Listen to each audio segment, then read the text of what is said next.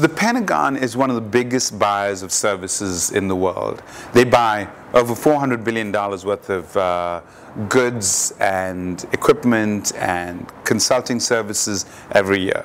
And in order to do that, they have a manual, a 2,000-page manual called the Federal Acquisition Regulations that governs all government purchasing that the U.S. is involved in. And the only people who really understand this are the people who do the contracting themselves. So what companies do is they hire people who've retired from the Pentagon to help them bid on contracts. And so they know who's giving out the contracts, they know when the contracts will be given out, they know the cycles, they know how to bid on the contract, and they know how to write the contract, the bid in such a way that they'll win the contract. And none of this is at all illegal. This is in fact the way business is done. You win contracts because you know something is about to come to tender. And Dick Cheney is very much part of this system.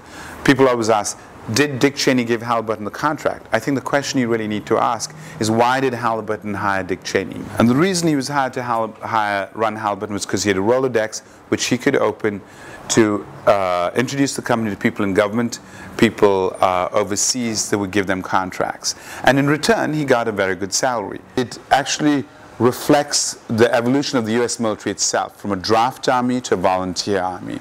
And in order to keep a volunteer happy, to keep people coming, is you got to provide them with amenities. And that volunteer army is largely made up of people who go to war because they need money for college, they need money to put on the table, and people that are wealthy enough choose not to go.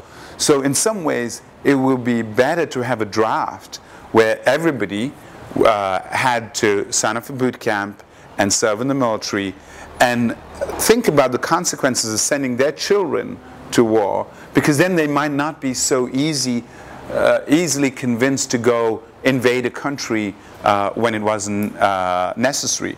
I mean, they would think seriously, should I send my children off to war? The U.S. Army should not decide.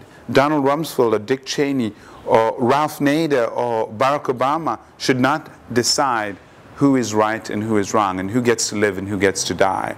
I mean, that should be decided by the global community together, sitting at the table. Things need to be negotiated. It's not really about, you know, improving the army, not that there should be a wasteful army, but it's about, you know, turning swords into plowshares.